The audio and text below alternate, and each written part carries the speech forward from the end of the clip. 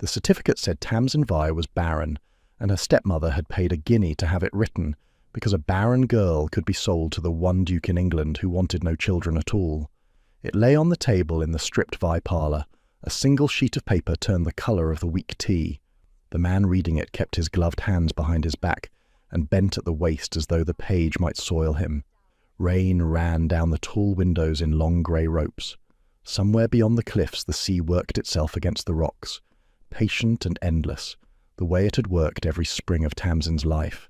She stood by the cold hearth and watched a stranger decide her price. "You understand," her stepmother said, "that the defect is permanent, a childhood fever, 26 years ago. The physician was quite certain. There can be no issue. None at all." The man straightened. He was the Duke's agent, a dry person named Mr. Carwithen, and he had the careful eyes of someone who counted other people's money for a living. "His Grace," he said, "regards that not as a defect, madam, but as the single qualification that signifies. You are aware this is an unusual requirement."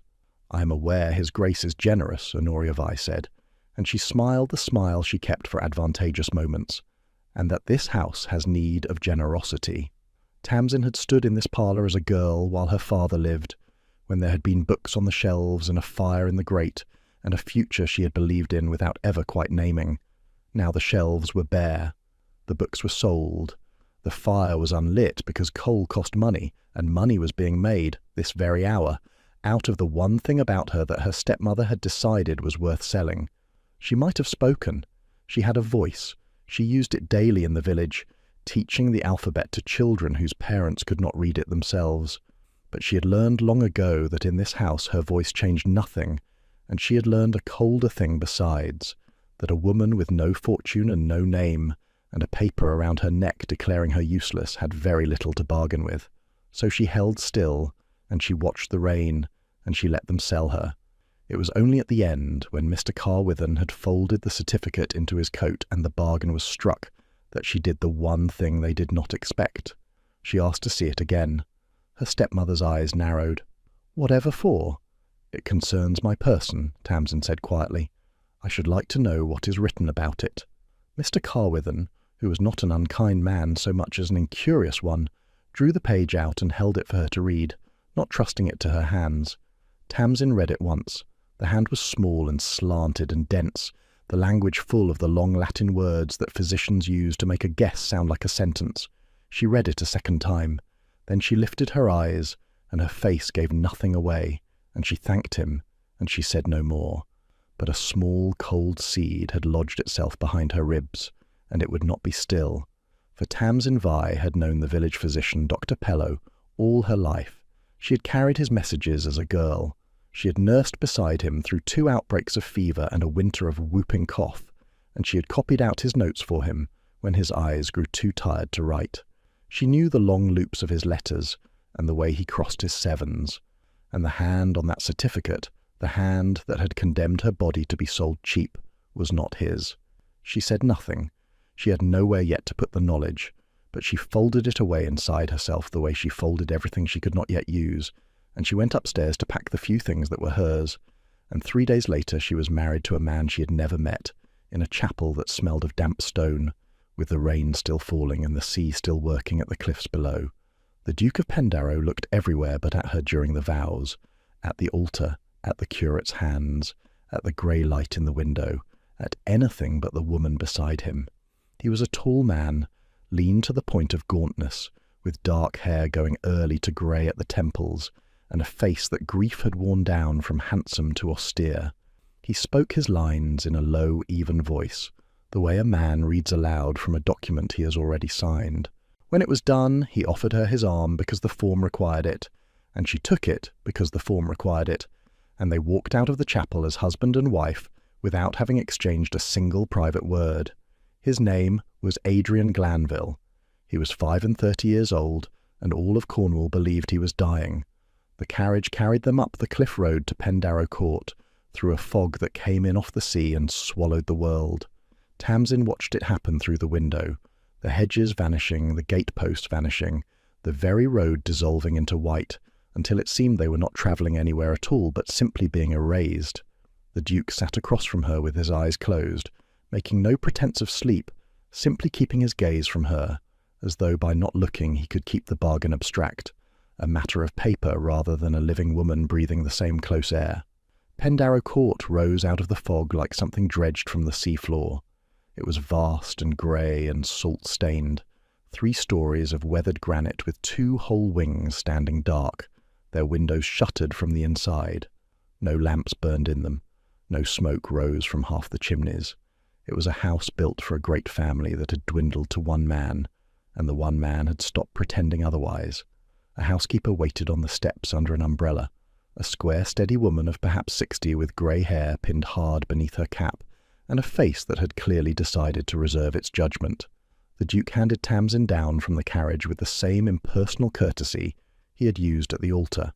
"Mistress Keast will show you the house," he said. It was nearly the first full sentence he had addressed to her. "Your rooms are in the east front.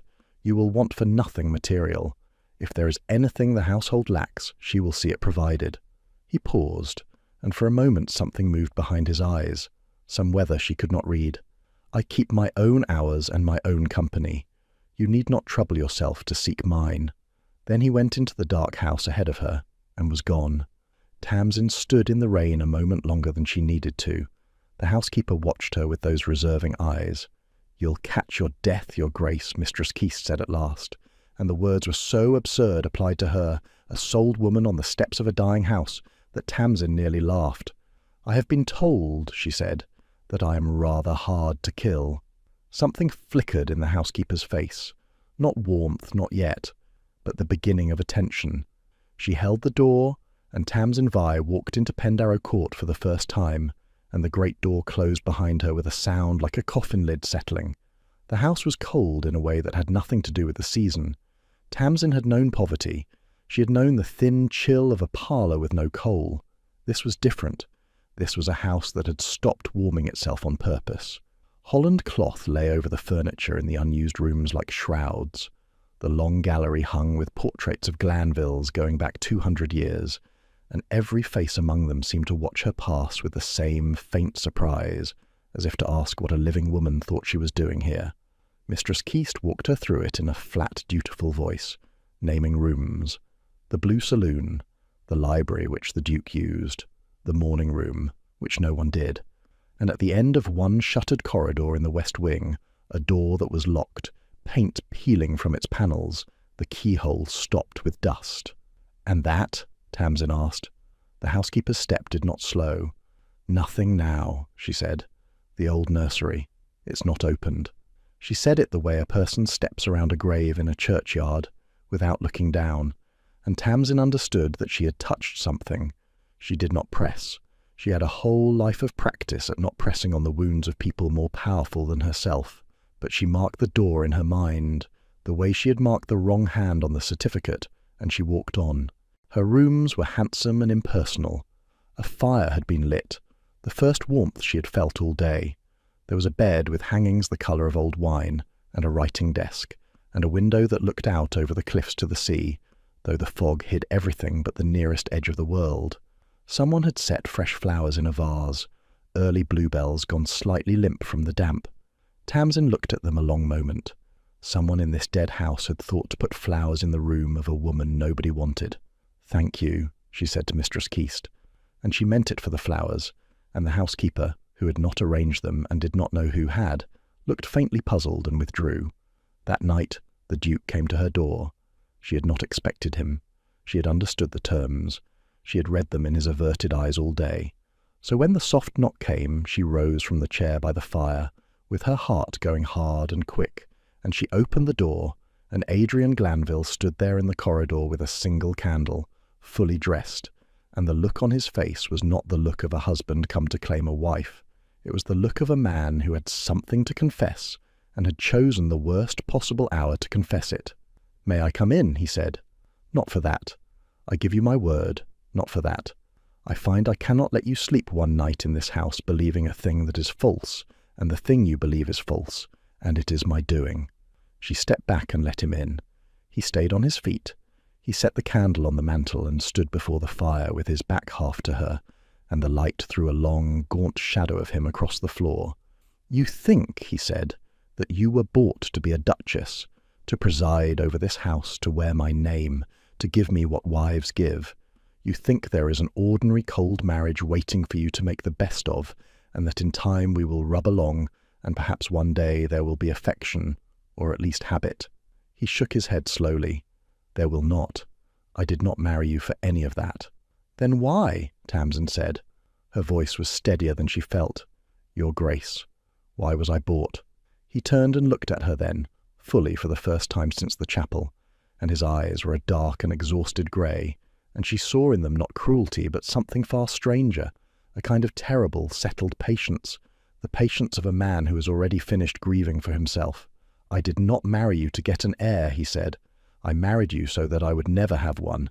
The wasting took my father and my brother, and I will not hand it down. You were chosen, madam, because they swore you could give me nothing.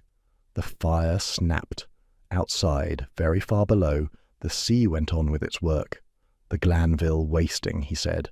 And now that he had begun, he spoke evenly, almost gently, as though explaining a thing to a child who must not be frightened. It is in the blood. It took my father when I was a boy. It took my brother 4 years ago, slowly, over a year and a half, and I watched all of it. I will spare you the particulars. It is not a kind death. His jaw moved. I am the last. The physicians give me a handful of years, perhaps fewer. I've arranged my whole life around the certainty of an early grave. The wings shut, the accounts settled, the estate left in order for the cousin who will have it after me. There was one thing only that I would not do, and that was beget a child to carry this down into another generation and die the way my brother died. So I sought a wife who could not bear one, a wife who would carry my name and want for nothing, and inherit the protections I have laid down for her, and who would, in a few years, be a young widow with a settlement, and her own life still before her. That is the whole of it. That is what you were bought for, not a marriage, a position. I'm sorry. You deserve to be told before you slept under my roof, and I was coward enough to wait until now. Tamsin stood very still. She had braced herself for so many things in this house, and not one of them had been pity for the man who owned it. And the certificate, she said. What of it? You believe it. He frowned slightly. It is a physician's certificate. Why should I not? And here was the moment. She felt the cold seed behind her ribs, the thing she had folded away, and she understood that she could keep it folded. She could let this man go on believing she was barren, and live out a few quiet years as a duchess, and inherit a settlement, and be free. It would be the safe thing. It would be the thing a woman with no power and everything to lose ought to do. She had never, in her whole overlooked life, done the safe thing when it required her to lie. Because I knew the man whose name is on it, she said. Dr. Pellow examined me once, years ago, when I was a girl, after the fever. I have copied his notes 100 times. I know his hand the way I know my own, and the hand on that certificate is not his. It is a forgery, Your Grace. Someone wrote that page to make me worth less, and was paid for it, and Dr. Pellow never saw it. She drew a breath. I do not know what my body can or cannot do. No one does, because no one true ever examined it. But I will not let you build your one comfort on a lie, even a lie that serves me. You have arranged your death on the word of physicians who failed your brother. I was sold on the word of a physician who never saw me. Forgive me if I have grown suspicious of paper that tells men what they want to believe. For a long moment Adrian Glanville did not move. The fire painted him in shifting orange and shadow, and then he laughed, once, low and broken and entirely without humour, and he sat down at last, heavily in the chair across from hers, as though the strength had gone out of his legs. Well, he said, I bought a wife to keep my house quiet, and I have brought home the one woman in Cornwall who reads. You have, Tamsin agreed. He looked at her for a long time. Whatever he had expected of the transaction, it had not been this. A calm, sharp-eyed woman in the firelight, telling him that both of the lies their lives had been built on might be false. Go to sleep, Your Grace, she said, more gently. We have, it seems, a great deal of time to be wrong in. There is no need to settle it all tonight. He rose. At the door he paused, the candle in his hand, and he said the thing she would remember long after, the thing that was the first crack in him, though neither of them knew it yet. "There were flowers in your room," he said. "Bluebells. Keith did not put them there. The maids did not. I had them cut myself this morning before the chapel. I do not know why. It seemed a poor sort of thing to bring a woman into a tomb without one growing thing in it." He would not look at her. "Good night." And he was gone, and Tamsin Vi sat a long while by the dying fire in a dead man's house, holding the small absurd fact that the man who had brought her to share his grave had cut her flowers with his own hands. The early days at Pendarrow were a study in distance. The Duke kept to his word and his own hours. He took his meals alone in the library more often than not. He walked the cliffs in the worst of the weather, a tall dark figure against the white fog, and came back soaked and said nothing. He rode out across the moor and was gone whole days.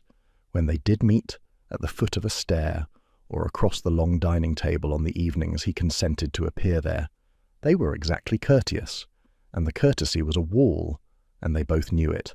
But Tamsin had not spent her life learning to be small. She had spent it learning to be useful, and a house, even a dead one, has need of usefulness. She began with the household. Within a week she had learned the names of every servant who remained, which was fewer than such a house should have kept, and she had learned which of them stayed out of loyalty and which out of want of anywhere else to go. She found the linen rotting in damp presses, and had it aired. She found accounts a year behind, and sat with them by candlelight until the figures came right. She found Mistress Keist, who had served this family since the Duke and his brother were boys, and who had watched the house die around her with a grief she had never been permitted to speak. And Tamsin did the one thing no one had done in years. She asked her about the time when the house had been alive. Mistress Keist resisted for a fortnight. Then one evening, over the mending, she began to talk, and once she began she could not stop, and Tamsin learned the shape of the family she had married into.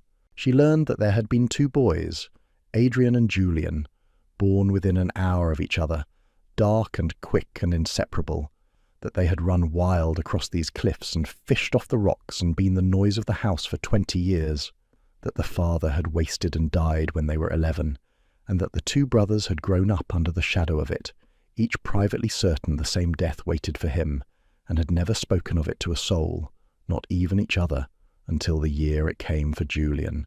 2 years younger than the present master would tell you, if you asked him, Mistress Keist said. Her needle stopped in the cloth. He counts himself by his brother's death, not his own birth, as if the clock started the day Master Julian took ill. She looked into the fire. He nursed him himself near the whole of it, wouldn't leave the room. We'd carry food up and find it untouched. When it was over he came down those stairs a different man, and he had the nursery locked and the wings shut, and he's been settling his affairs ever since, like a man who's heard the hour struck and is only waiting for the bell to finish ringing. And the wasting, Tamsin said carefully. The physicians are certain it will take him too. The housekeeper's mouth went thin. The physicians, she said, are London men his Grace pays a great deal of money to tell him what he already believes. There was an old doctor, the family's own, dead these 3 years, who used to say the sickness was a slower and a chancier thing than the young master thinks, that it took some Glanvilles and spared others. That fear killed as many as the fever did. But his Grace doesn't want to hear it. A man who's made his peace with dying doesn't thank you for telling him he might live. It unmakes everything he's built. Tamsin said nothing, but she folded that away too beside the wrong hand on the certificate, and the cold seed behind her ribs put out a second small root. The first true thaw, though, did not come through the house or the housekeeper. It came through a child.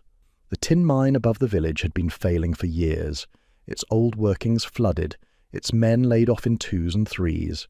In the wet spring it failed altogether. A gallery collapsed, 3 men were killed, and among the dead was a widowed miner who left behind a single son, a boy of perhaps 8 or 9 who had not spoken a word since the day they brought his father up out of the ground. His name was Jory. The village had no place for him. The parish workhouse was 11 miles distant and full.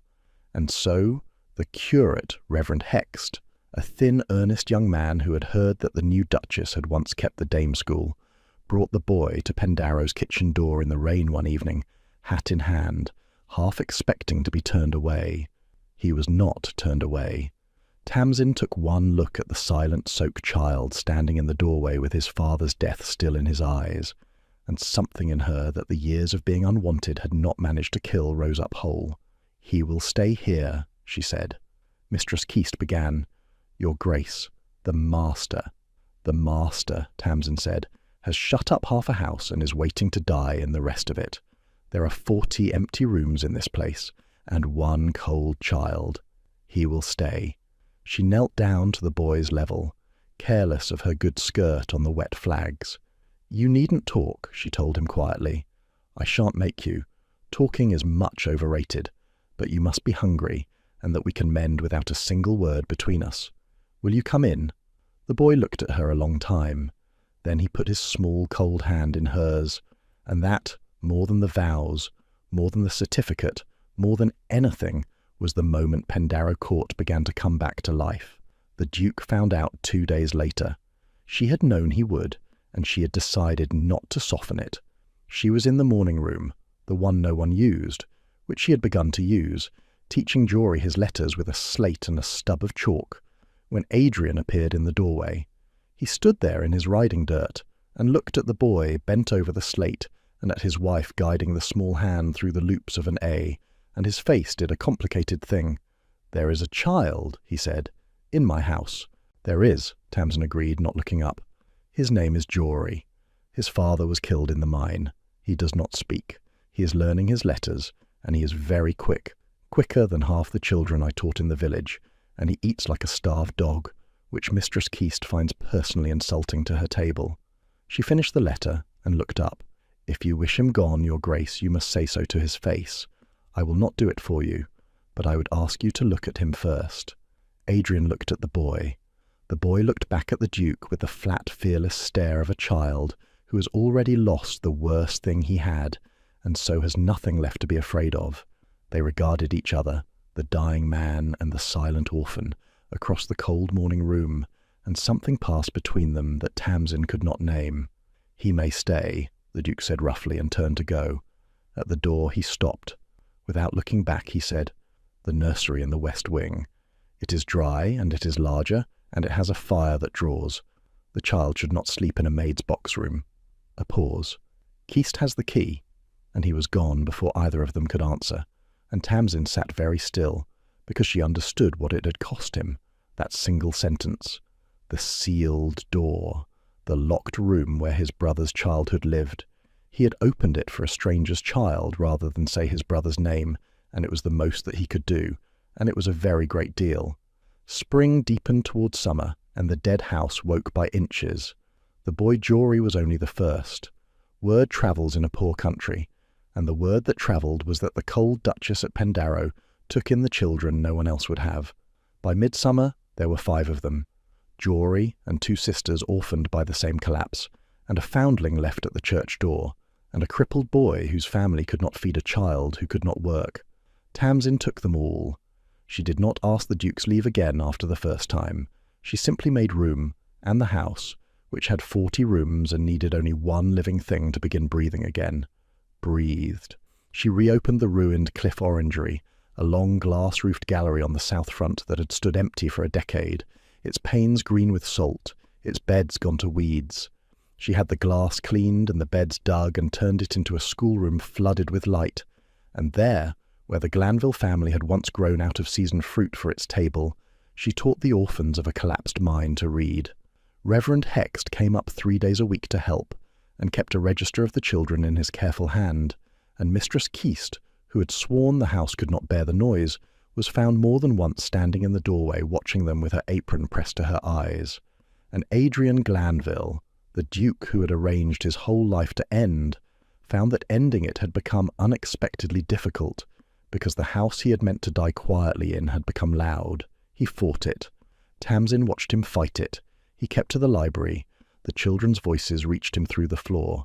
He walked the cliffs to be alone. He came back to find a small, silent boy waiting on the steps. Having decided, in the wordless way of damaged children, that this particular tall, grim man was safe, Jory took to following the Duke. He did not ask for anything. He simply attached himself, a small grave shadow, and Adrian, who could not bring himself to send him away, began without quite meaning to let him come. Tamsin came upon them one evening in the stable yard. The Duke was mending a bridle, and the boy sat on an upturned bucket beside him, watching the work with total absorption, and Adrian was talking to him, low and even, naming the parts of the harness, not because the child could answer, but because she understood. It had been a long time since the Duke had spoken to anyone without a wall between them, and a boy who could not speak was the safest listener in the world. She stood in the shadow of the arch and did not interrupt. She watched her husband teach a dead miner's son to oil leather, and she felt the cold seed behind her ribs unfold all the way into something she was afraid to name. That night he came to the orangery, where she sat late marking the children's slates by lamplight, and he stood among the green-lit glass a while before he spoke. "You have undone all my arrangements," he said. There was no anger in it, only a kind of wonder, and under the wonder, fear. "I had everything in order. A man can die well, if he is allowed to do it tidily. You have made it untidy. There is a child who waits for me on the steps. There are 5 of them who will be left if I—" He stopped. "I made a house with nothing in it to lose. You have filled it. I do not know whether to thank you or to beg you to take them all away again, because I cannot do what I have spent 4 years preparing to do while they are in it." Tamsin set down her chalk. "Then do not do it," she said. "It is not a thing I choose." "Is it not?" She rose and came toward him through the glass-broken light. "You count your age from your brother's death. You take your sentence from London men who never saved a single Glanville. You have lived 4 years as a man already half in the grave, and your house obeyed you, and the village obeyed you, and even I was bought to obey you. But the sickness has not touched you, Adrian. 4 years, and not a sign. I have watched you walk these cliffs in weather that would kill a well man, and you come back ruddy. You eat, you sleep, you mended a bridle today with steady hands. You have decided to die on a forecast, and you have called the forecast certainty, and I no longer believe you." It was the first time she had used his name. She saw it land. "You have decided to die," she said more quietly, "on the word of physicians who could not save your brother. And I was sold on a certificate I have now read 3 times. It is a forgery.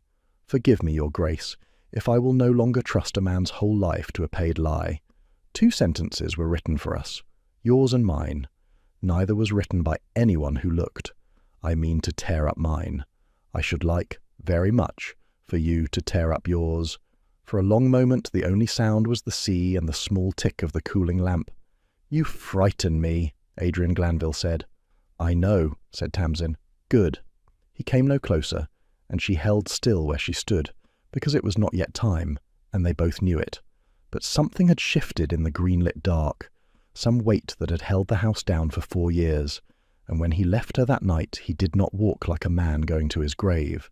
He walked like a man who had remembered, against every arrangement he had made, that he was alive.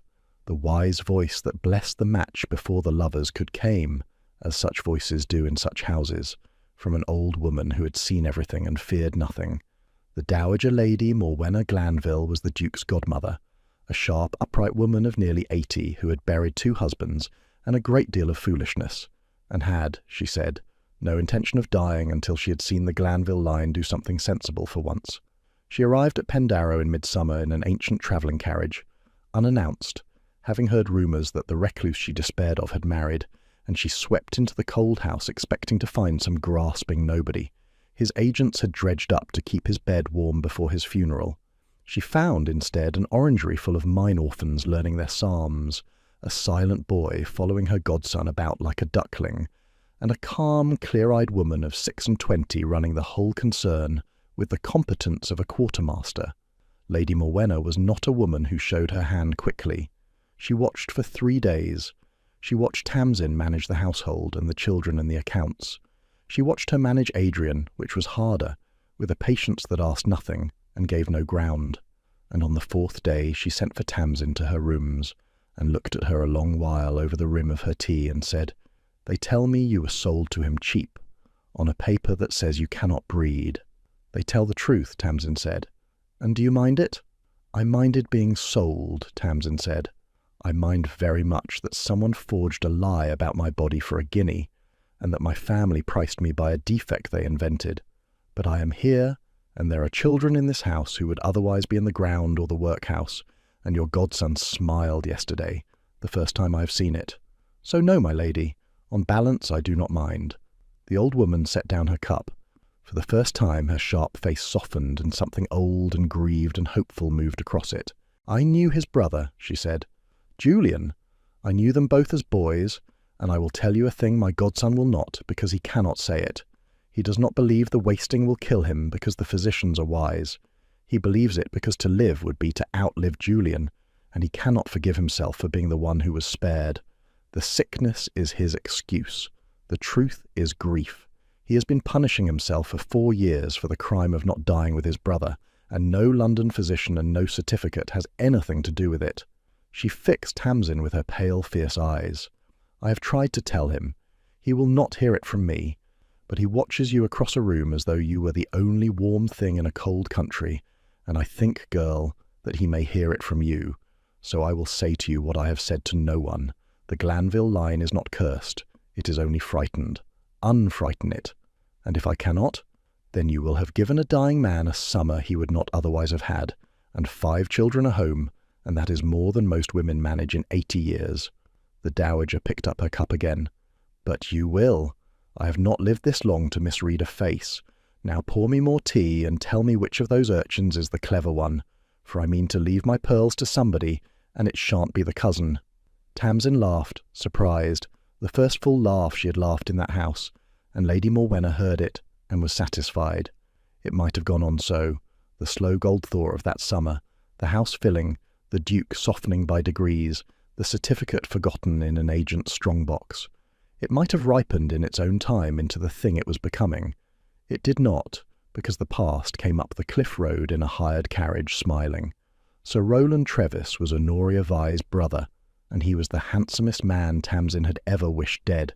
He had a fine, open face and warm brown eyes, and a way of moving through a room as though it had been arranged for his pleasure, and underneath all of it, he was as cold and acquisitive as a hawk.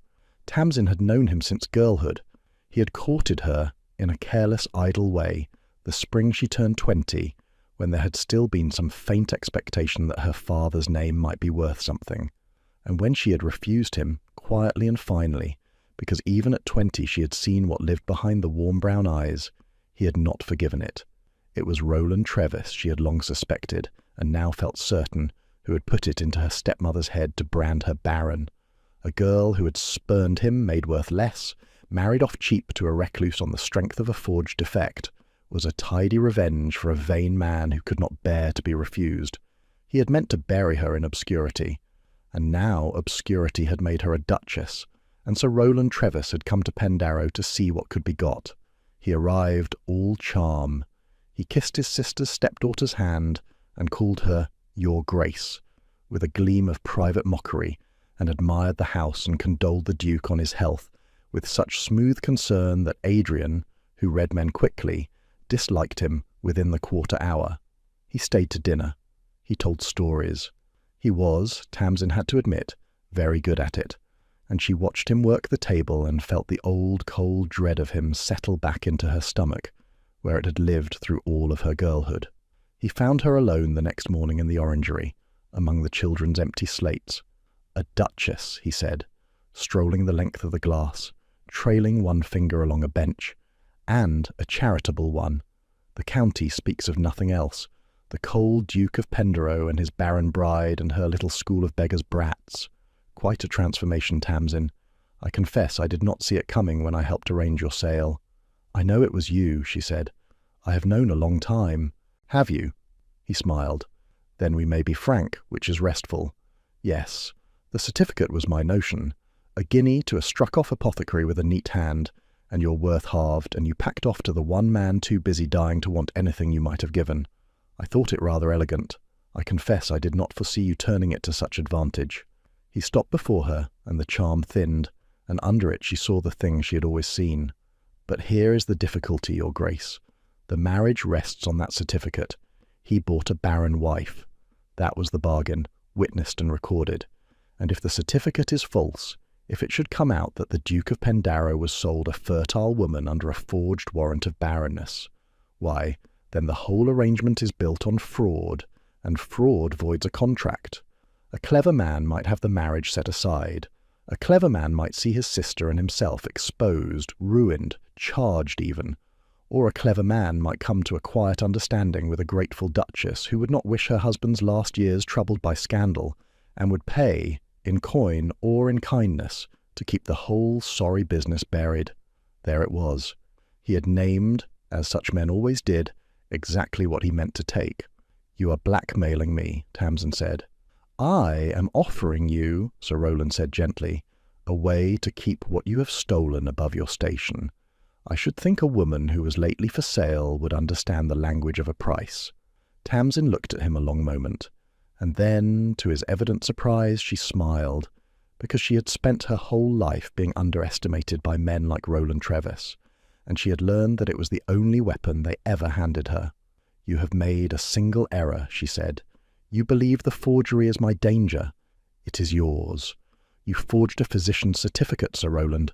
You commissioned it, you paid for it, you used it to defraud a peer of the realm of a true accounting of his bride. That is a crime, and it has your name nowhere on it, which is the only comfort you have, and that comfort depends on no one ever proving the certificate false. I have read it. I knew Dr. Pello's hand. Dr. Pello is alive, and he keeps his records, and he never examined me after the fever. The moment I choose, I can prove the certificate a forgery, and the day it is proven false, the only question the magistrate will ask is who wrote it and who paid. You have not come here to threaten me. You have come here to find out how much I know. And now you know. Good morning." She had the satisfaction, rare and complete, of watching the warm brown eyes go cold and still. He had not expected her to have read the board. He recovered quickly, smiling again, bowing, murmuring that they would speak further. But she had seen it, the flicker of a man who has reached for a loaded thing and found it pointed back at him, and she knew she had bought herself a little time, and made herself, in the same stroke, a permanent enemy. He left Pendarrow that afternoon. The letters began within the week.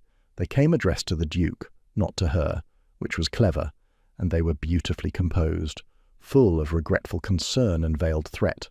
They informed his Grace that grave doubts had arisen concerning the warrant of barrenness upon which his marriage had been contracted, that the writer feared his Grace had been deceived, that the matter, if pursued in the courts, would bring scandal upon the ancient name of Glanville, and might, the writer hardly dared suggest it, see the marriage itself dissolved as fraudulent, and that the writer remained his Grace's most humble servant in any private arrangement that might spare them all such unpleasantness.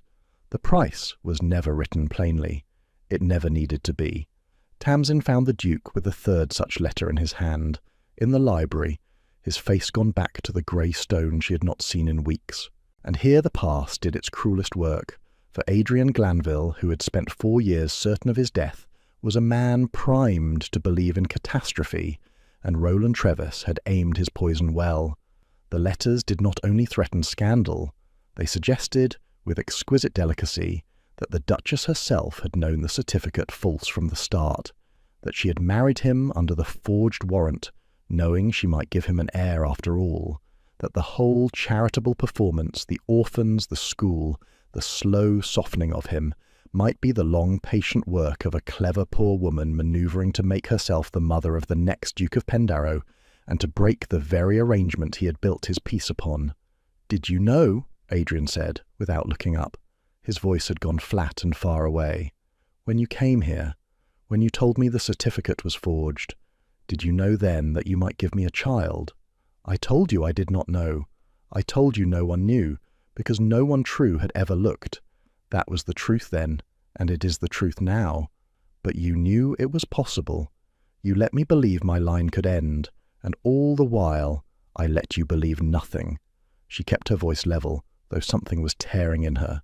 "I told you, the first night, in plain words, that the paper was a lie. I could have kept silent. I could have lived as your safe Barren Duchess and inherited your settlement, and never troubled your arrangements, and it would have been the easy thing, and I told you the truth instead, because I would not let you die on a forgery. That was not a scheme, Adrian.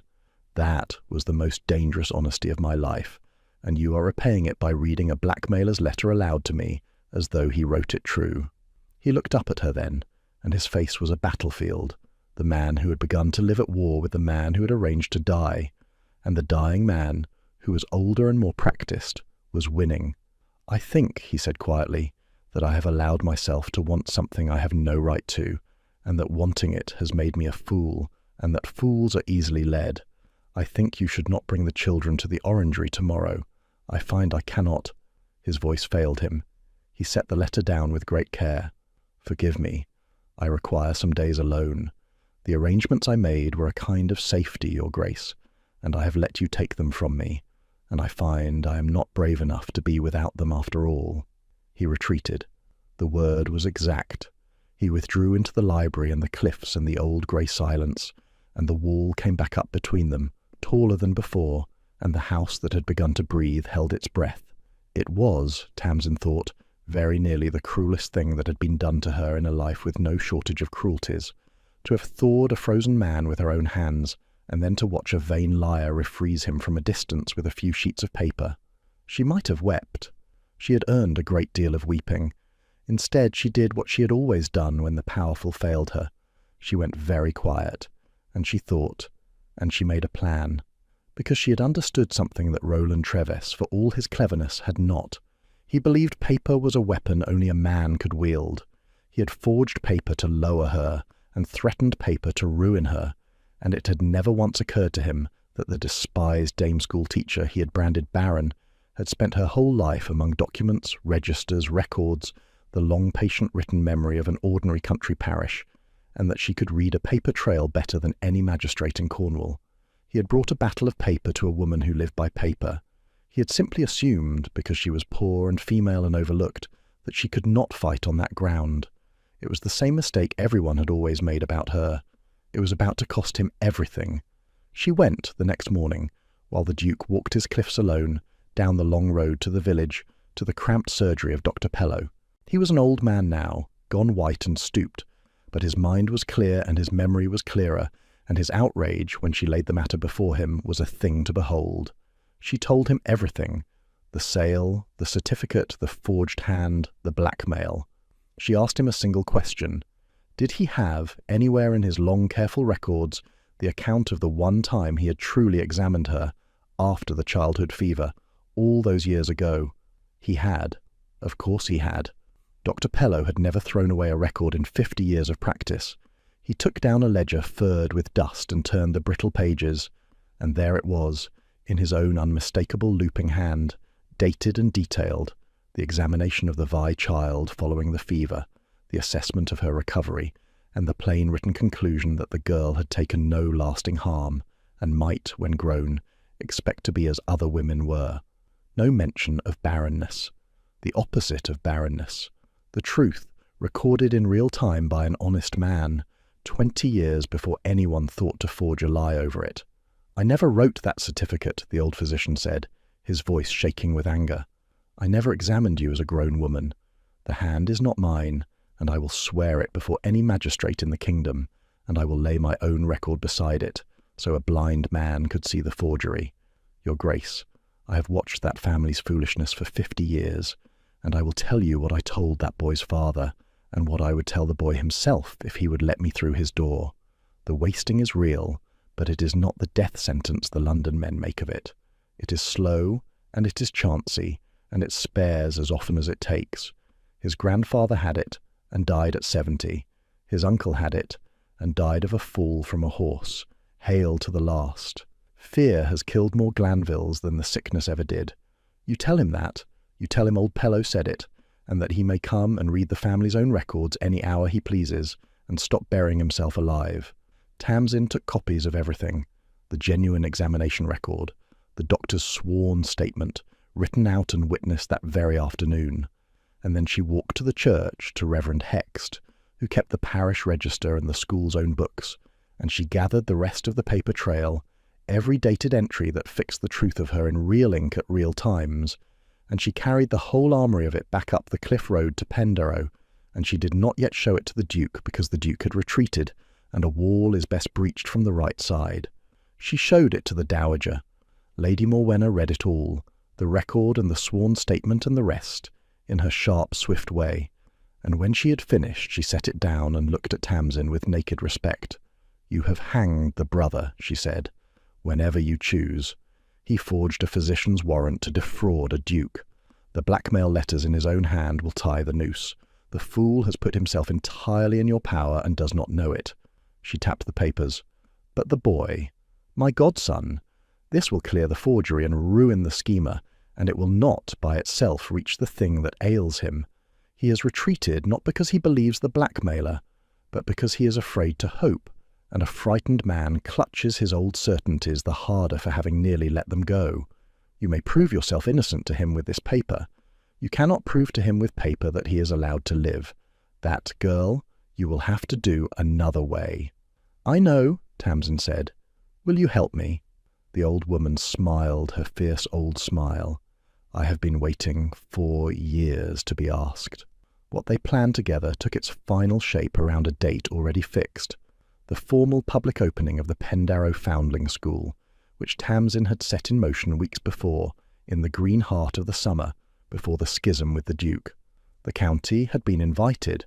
The gentry would come, and the trustees of the marriage settlement, and the magistrate, and the curate, and Dr. Pellow, and all the small respectable world of that corner of Cornwall that had spent the spring whispering about the cold Duke and his bought Barren bride.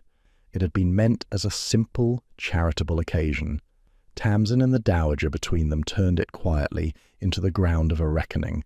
But before the public reckoning came the private one, and the private one came on its own. In the dark, 3 nights before the opening, because Adrian Glanville could not in the end stay frozen in the same house as the thing he had let himself want.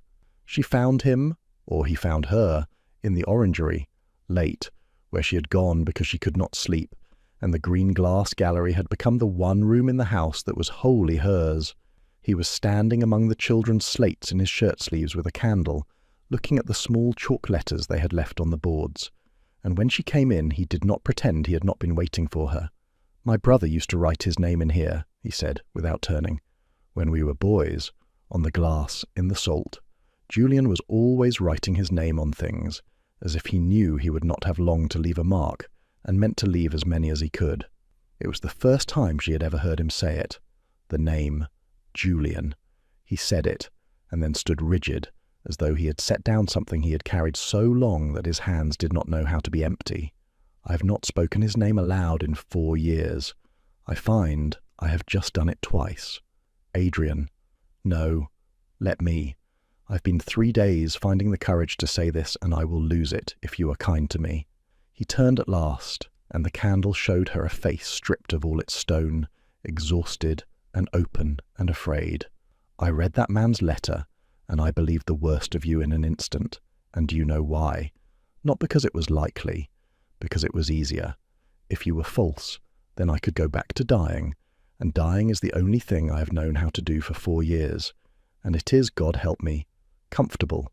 You offered me a life, he offered me my grave, and I reached for the grave, because the grave I understand, and the life terrifies me, and I called my cowardice prudence, and I shut the door on you, and on those children, and I have spent 3 days listening to them through the floor and hating myself." He drew a ragged breath. "I went into the crypt today, where my brother lies. I have not gone down there since we laid him. I went down, and I stood by him, and I said his name, Julian, out loud, in that cold place, and I waited to feel the old certainty, the comfort of my own approaching end, and it did not come. What came instead was the sound of those children in the orangery overhead, very faint through all that stone, laughing, and I understood that I have been keeping company with my brother's bones for 4 years and calling it loyalty, when Julian, of anyone living or dead, would have wanted me to go back up the stairs into the noise. Tamsin had not moved. She hardly breathed. "His last letter to me," Adrian said. "I have it still. I've not been able to read it since he died, but I knew it by heart even so, and today in the crypt it came back to me whole. He wrote it near the end, when he knew. He wrote, 'Do not bury yourself with me, Adrian. One of us should have the years. Live them for us both.' I have carried that letter for 4 years and disobeyed every word of it. I arranged my death because I could not bear to be the brother who was spared, And then a woman I bought to share my tomb filled my tomb with children and read the sentence over my life and called it a lie. And I have spent the spring slowly against my will, against all my arrangements, falling in love with her, and it is the most dangerous thing I have ever done, and I have been a coward about it, and I am done being a coward. I am so sorry, Tamsin. I am so sorry. I have something to show you, she said when she could speak. But first I have something to say, and you will let me say it as you made me let you. The certificate is a forgery. I have proven it.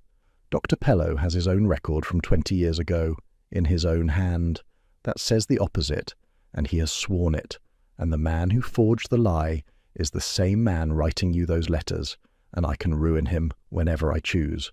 I will show you the papers. But that is not the thing I most want you to hear, so hear it before the paper, because the paper does not matter beside it. She crossed the green-lit floor and stood close to him for the first time since the chapel, close enough that the candle lit both their faces. I did not stay for the settlement, Adrian. I did not fill your house for charity alone, though the charity is real. Somewhere in this cold spring I stopped tending a dying man out of duty and began loving a living one out of choice, and I have been as frightened of it as you, because everyone who was ever supposed to love me priced me instead, and I did not know I could be wanted by anyone who had not first weighed me. You did not weigh me. You cut me flowers. You opened your brother's nursery for a beggar's child rather than say his name. You are the first person in my whole life who gave me something before he knew what I was worth. Her voice broke at last, only a little. So no, I am not your blackmailer's clever scheming poor woman. I am only a wife who was sold to you on a lie and has, very inconveniently, fallen in love with you in earnest. Do with that what you like.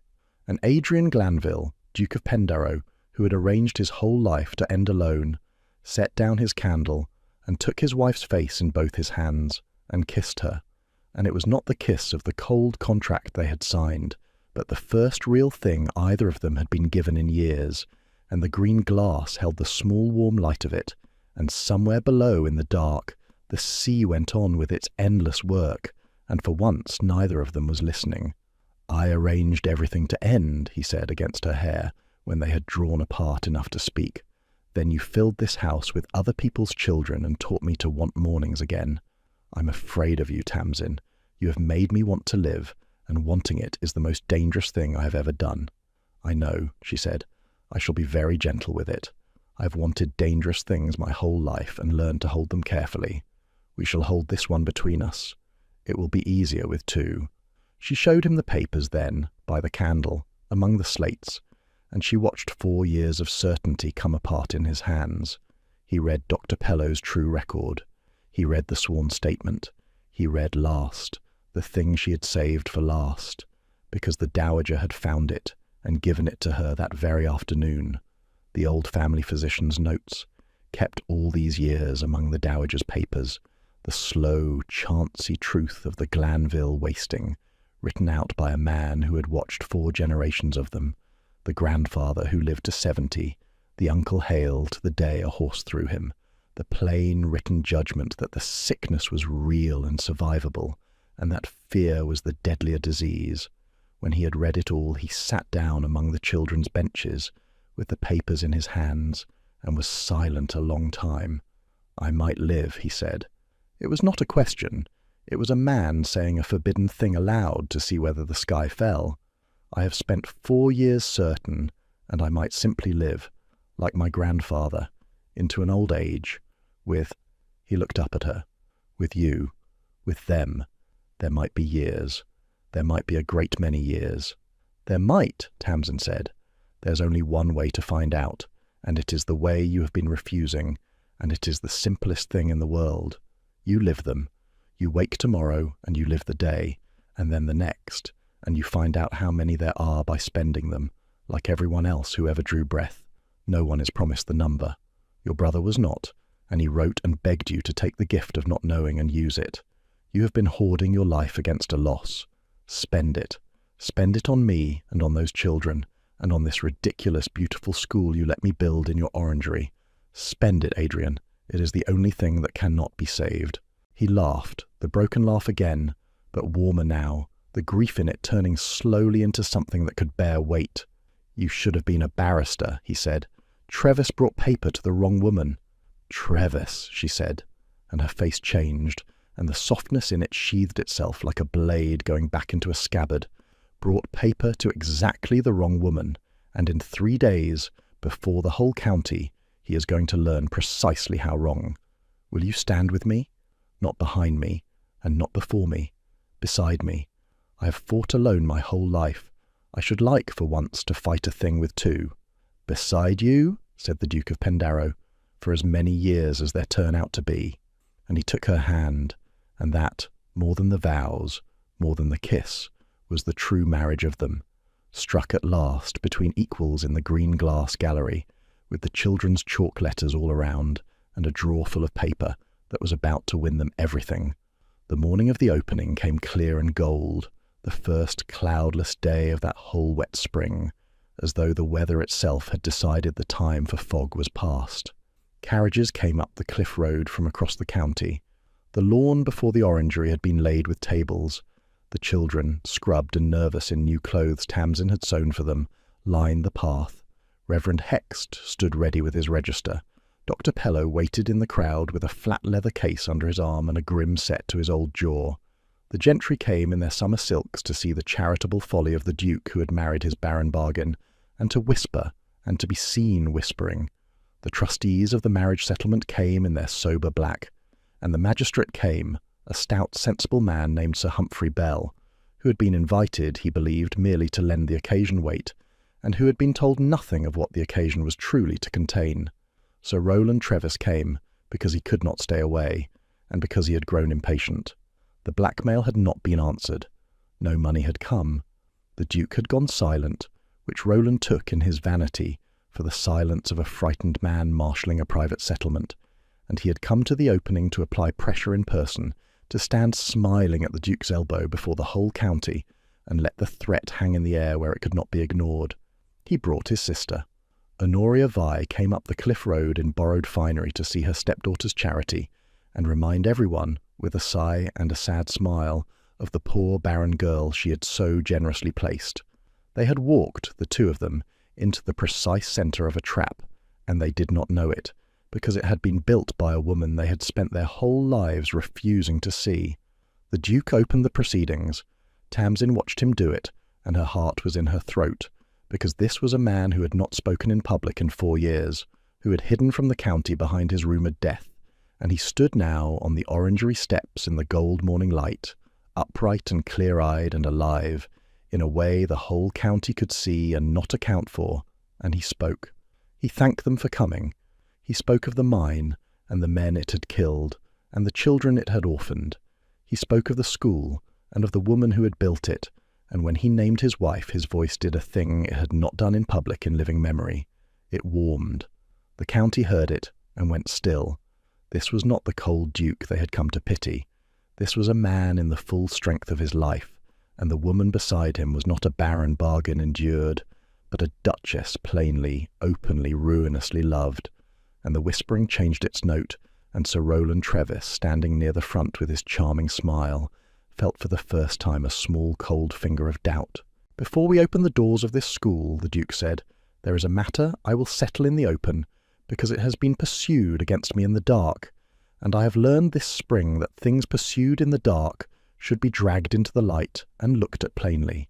I have been receiving letters," he let it land. The county leaned in. Letters threatening my name and my marriage.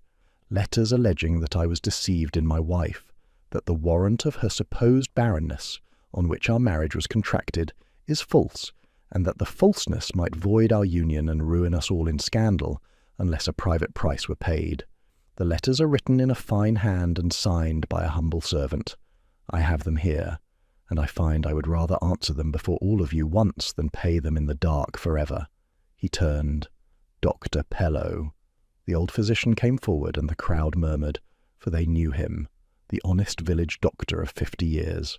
He opened his leather case on the table for all the front rank to see, and he spoke in his cracked carrying voice, and he laid it out plain, that he had examined the present Duchess once as a girl, after the fever, 20 years gone, that his own record of that examination, here, in his own hand, dated and witnessed, found her sound and like to be as other women were, that he had never examined her since, never written any warrant of barrenness, never set eyes on the certificate until this spring, that the hand upon that certificate was not his hand, and he would swear it on the book before the magistrate this very hour, and that any man who knew his writing might lay the two papers side by side and see the forgery for himself.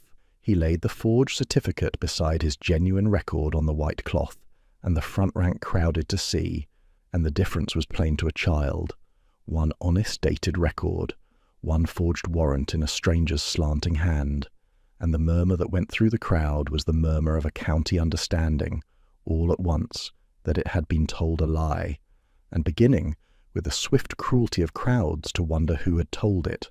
The certificate was forged, the Duke said, to lower my wife's worth and sell her cheap, and the man who forged it is the same man who now writes to me threatening to expose his own forgery as though it were my shame.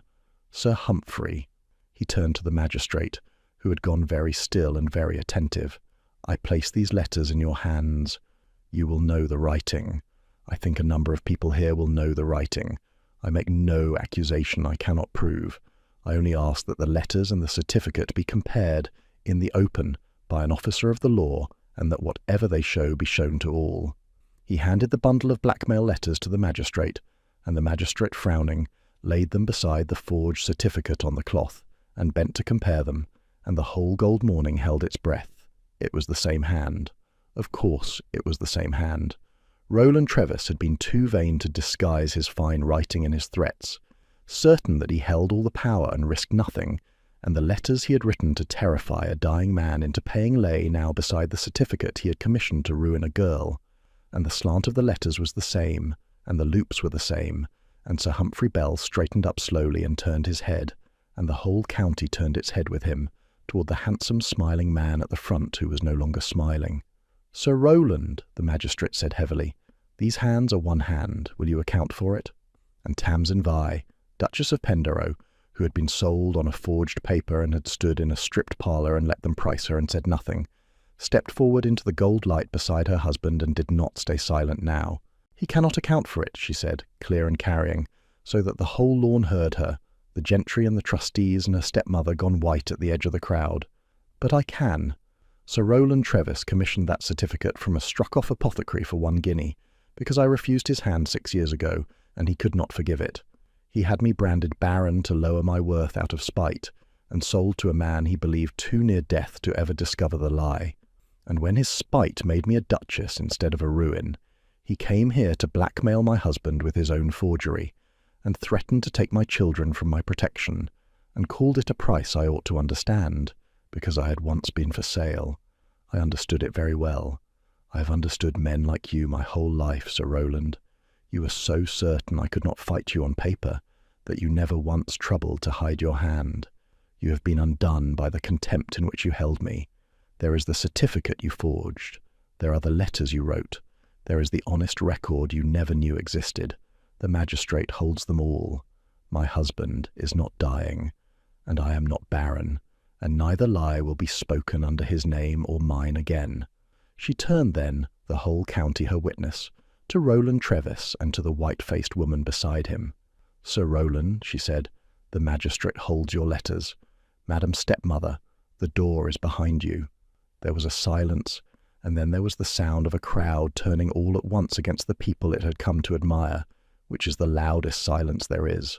Honoria Vi made a small broken sound and pressed back through the gentry, who drew their skirts aside from her, and was gone down the cliff road in her borrowed silk before the magistrate had finished writing down the names.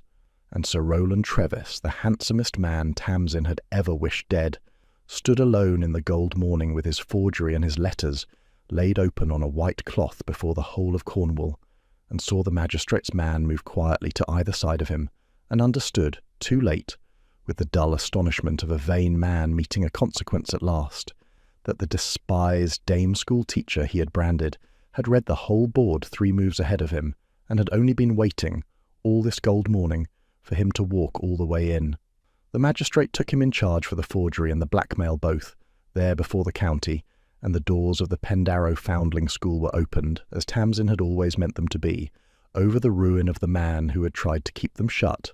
It was only when the worst of it was over, when the magistrate's carriage had carried Sir Rowland away, and the county had recovered enough to begin, with the swift forgiving warmth of crowds, to admire what it had lately come to whisper at, that the Duke drew his wife a little apart into the doorway of the orangery, with the children's voices rising behind them, and the whole bright lawn before them, and said the thing she had waited her whole guarded life to hear, said plainly. "My wife is not barren," he said, loud enough for the nearest of them to hear and pass back, "and I am not dying, and I will not have either lie spoken under my name again. But that is the answer to a slander, and it is not what I most wish to say to you, and I find I do not care any longer who hears me say it." He took both her hands.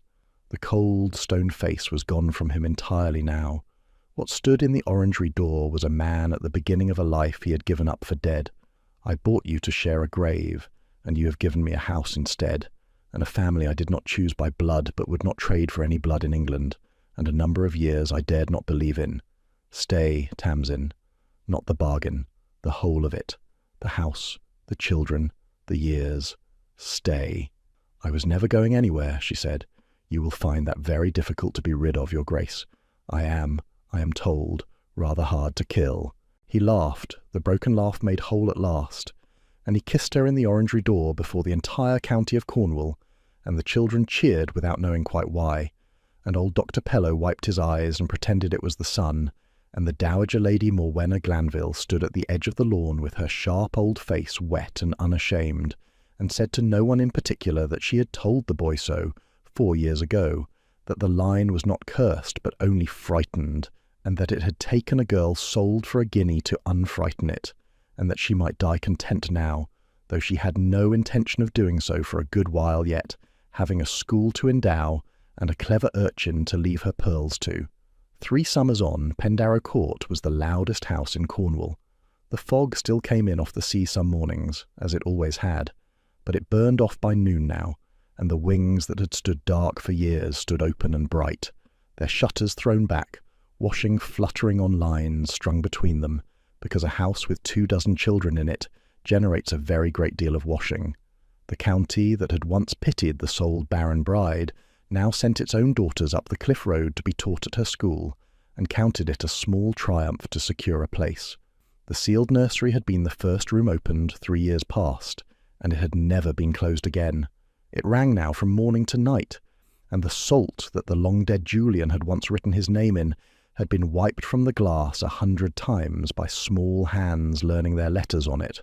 Sir Rowland Trevis had been convicted of the forgery and the blackmail both, and had fled the country 1 step ahead of his creditors and his sentence, and was said to be living poorly somewhere on the continent, much reduced, no longer handsome. Honoria Vai was shunned by the county she had spent her life climbing, and lived small and bitter in a town where no one called, which Tamsin found she could not even bring herself to be glad of, having grown, in her happiness, too large for that particular old satisfaction. The boy Jory spoke now. It had come slowly over the first year, a word and then another, the way a frozen stream remembers how to run, and the first word he had ever said, after his long silence, he had said to the Duke, in the stable yard, over a bridle, and the word had been Adrian's name. The Duke had had to leave the yard and stand a while alone behind the wall, and had come back red about the eyes and said nothing, and Jory had gone on oiling the leather as though he had not just given the man the second greatest gift of his life. And Adrian Glanville, Duke of Pendarrow, who had arranged his whole life to end and spent 4 years certain of an early grave, was alive and well and ruddy from the cliffs, and there was not, after 3 summers, the smallest sign of the wasting upon him, and old Dr. Pellow, who examined him yearly and grumblingly, said he would likely outlive them all and be a plague to his grandchildren, and meant it. The death refrain was gone from him. He did not say the line ends with me, because the line did not end. It spilled out the doors and across the lawn and down the cliff paths every morning, chosen rather than born, and grew louder every year. He went down to the crypt still now and again, but not as a man keeping company with his own approaching death. He went as a brother visits a brother, and he tended the grave, and he spoke Julian's name freely now, in peace, without the old rigid horror. And he had, on the 3rd anniversary, finally read aloud over the stone the last letter, the one that had said, "Do not bury yourself with me. Live them for us both." And he had been able at last to say back to it that he had, that he was, that he had taken the years his brother gave him, and was spending every one. Tamsin found him there on a gold evening at the end of that 3rd summer, not in the crypt, but above it, in the orangery, where it had all turned. The children's slates were stacked for the day. The long glass gallery held the last of the light, and the cliffs beyond were loud with the small voices of children going down to watch the boats come in. She had come to find him because she had a thing to tell him, and she had been saving it all day, the way she had once saved hard truths and now saved only good ones. "You have your thinking face," he said, smiling, holding out his hand. He smiled easily now. It had stopped being a foreign country to him. "What have you read 3 times today, Your Grace, that the rest of us have not read once?"